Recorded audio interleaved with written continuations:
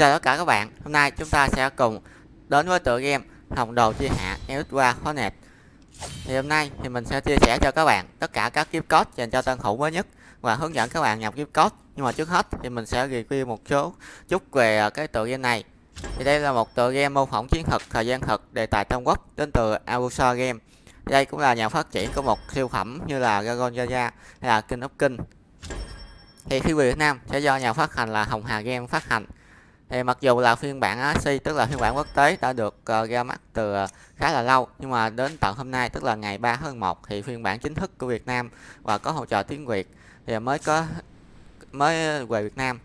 Thì tuy không có quá là nhiều đột phá ở gameplay, nhưng mà phần hình ảnh cũng như là âm thanh vô cùng xuất sắc, kết hợp với những lối chơi kế thừa những ưu điểm của các sản phẩm SLG trước đó, mà tựa game này đã tạo nên một siêu phẩm chiến thuật đúng nghĩa mà ai cũng nên trải nghiệm một lần. Bước chân vào thế giới của game, các bạn sẽ được một lần sống trong thời chiến tranh loạn lạc, được tự do điều binh khiển tướng, thể hiện bản lĩnh thống soái trong những trận đại chiến lớn nhất lịch sử của Trung Hoa. Với đồ họa có lẽ là thứ đầu tiên khiến cho tựa game này trở thành một con quái vật thực sự trong thể loại SLG. Chủ đề Tam Quốc năm 2021, trò chơi được xây dựng trên công nghệ Unreal Engine 4, đem đến phần hiệu ứng cũng như là hình ảnh và âm thanh gần như là hoàn hảo mà chúng ta đã từng được chiêm ngưỡng trong các tựa game trước đó như là Dragon Gaia. Lúc này các bạn sẽ được đắm chìm trong không gian Trung Hoa cực kỳ rộng lớn với chất lượng hình ảnh là 3D, từ những hành lĩ nghi ngút khói lửa và những tòa lâu đài nguy nga tráng lệ, những cánh rừng trải dài thẳng tắp cho đến các đồng bằng quạng đờm màu lúa chín và những mặt hồ xanh ngắt màu trời. Tất cả được tái hiện chân thật bao giờ hết. Xong thì ấn tượng nhất chính là toàn bộ các danh tướng thời Tam Quốc như là Triệu Quân, Phương Di, Gia Cát Lượng đều phát lên mình một diện mạo mới, vừa trong hiện đại nhưng vẫn đảm bảo phong tác đúng hình tượng lịch sử. Tất cả đều được thể hiện dưới dạng là full 3D vô cùng tinh tế và có các hoạt ảnh ra đòn đầy chân thật, thoát ra khỏi khuôn khổ heo bài truyền thống thường thấy. Đặc biệt việc sử dụng công nghệ chiến đấu máu xanh cấp chơi tân tiến vào trò chơi còn khiến cho nhân vật trở nên giống như thật. Về gameplay thì tựa game này đã kế thừa gần như là đầy đủ tinh hoa từ các bậc đàn anh đi trước và nâng chúng lên một tầm cao mới cho các bạn sử dụng smartphone thể hiện. Khởi đầu bạn sẽ phải chọn cho mình một khu vực nằm trong 3 lãnh thổ quốc gia là Ngụy, Thục, Ngô để bắt đầu hành trình chinh phạt. Nhiệm vụ của bạn vẫn xoay quanh việc quản lý hành trình khu vực của mình và hoàn thành các nhiệm vụ công việc như là tìm kiếm tài nguyên, nguyên liệu, xây dựng công trình, căn cứ, phát triển dân số, quân sĩ của mình để mở rộng lãnh thổ hoặc là phòng thủ những đợt tấn công từ quân địch. Tuy nhiên thì khác với những tựa game SLG khác thường thấy hay cầm tay chỉ việc mà khiến cho các bạn cảm thấy tự kỷ khi cứ quanh quẩn trong địa bàn của mình. Thì đối với tựa game này thì lại nhẫn tâm hơn khi bắt bạn mưu sinh ngay trong những cấp độ đầu tiên, tức là bạn phải tự cày cuốc. Nó sẽ không có chỉ dẫn quá là nhiều. Cụ thể thì game sẽ có rất là nhiều khu mỏ tài nguyên ở xung quanh căn cứ địa của bạn để khai thác trong giai đoạn đầu, nhưng càng về sau thì lượng tài nguyên yêu cầu sử dụng càng nhiều, bắt buộc các bạn phải chiếm đất mở rộng lãnh thổ để vươn đến những mỏ tài nguyên khác trên khắp bản đồ thế giới. Đây cũng là lúc xung đột chính thức diễn ra khi vô số những đối thủ khác sẽ ghé thăm và chiếm đất xung quanh thành trì của bạn. Trước những khó khăn đó thì chắc chắn giải pháp của bạn sẽ là gia nhập một liên minh để nhận trợ giúp, xong thay vì sống cộng sinh như trong hầu hết các tựa game SLG chỉ truyền thống hay áp dụng, thì trong tựa game này bạn vẫn phải solo trên đợt địa bàn của riêng mình và tự thân vận động để xây dựng một đội quân mạnh mẽ.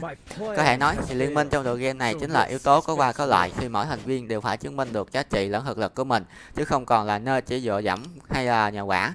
Nhắc đến khía cạnh xây dựng quân đội thì nổi bật nhất chính là hệ thống danh tướng vô cùng đồ sộ và cũng là yếu tố chính tạo nên chiều sâu ấn tượng vô cùng chiến lược cho tựa game.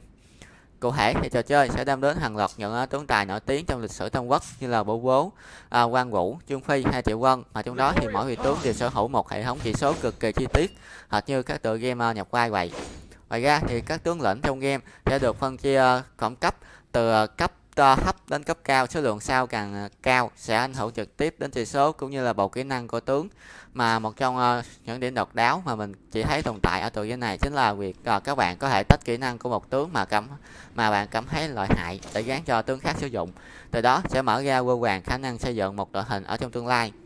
Song song đó thì các bạn có thể sở hữu cùng lúc nhiều đội hình khác nhau, hay chỉ có thể gọi là một cánh quân để quyển chinh đánh trận. Được biết thì mỗi đội hình sẽ bao gồm một khống sói và 2 tướng lĩnh đi kèm rất là nhiều binh sĩ dưới tướng nữa. Với danh sách tướng sĩ lên đến con số là 500, các bạn có thể tha hồ lựa chọn và kết hợp để cho ra đời các combo tướng hiệu quả nhất trên chiến trường.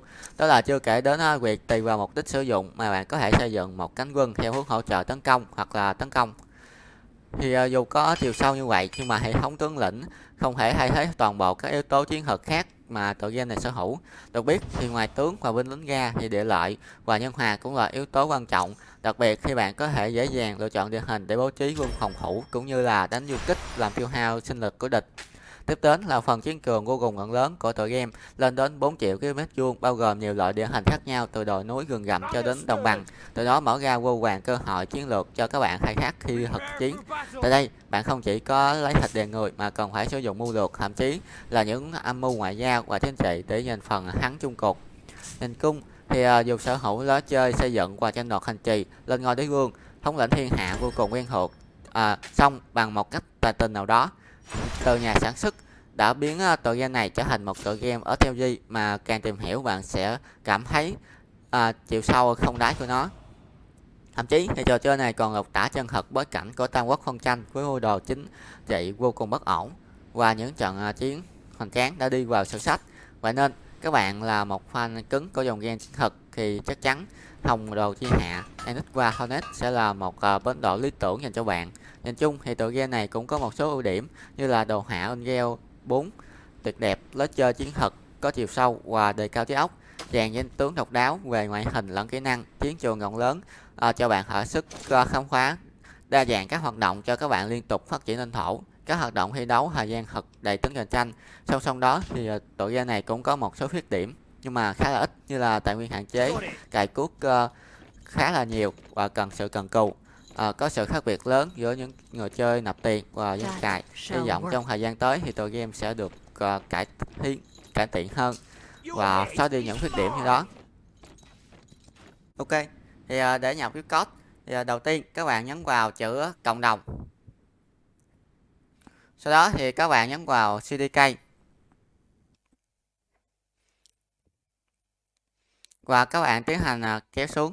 Các bạn kiểm tra keyword, chúng ta đi nhân vật, kiểm tra tên nhân vật và tiến hành nhập CDK, tiến hành nhập code. Thì cái code thứ nhất như sau: ha ta kê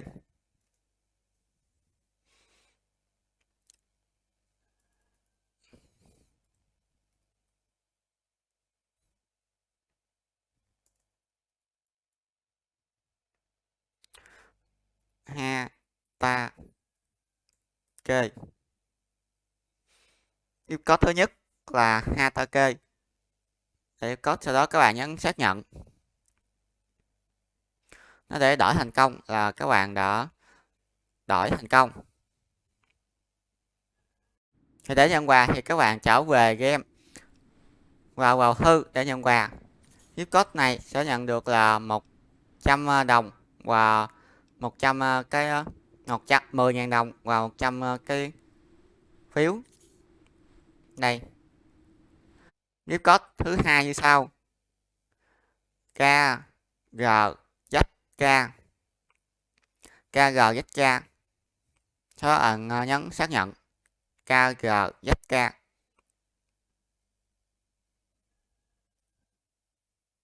Có thứ hai cũng như vậy.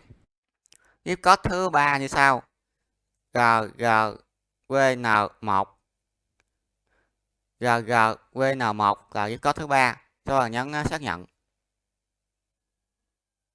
và sẽ nhận được là ngọc.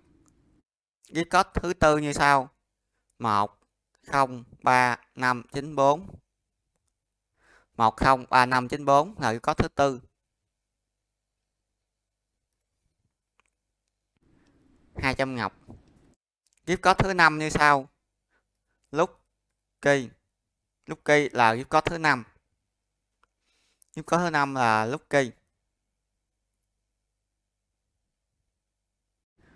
Đây là gift code sẽ nhận được là 100 ngọc, 48.000 đồng, một cái võ tướng, một cái tướng, một cái thẻ và một cái 300 vàng.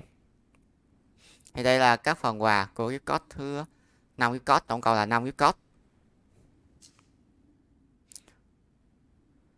Ok, thì bây giờ thì mình sẽ mở code ở trên màn hình. thì tổng cộng có 5 code. Thì khi nào có thêm cái code nữa thì mình sẽ chia sẻ cho các bạn. Thì như vậy là mình đã chia sẻ xong. Thì chúc các bạn chơi game vui vẻ. Cảm ơn các bạn đã xem video. Đừng quên like và subscribe để ủng hộ mình nhé.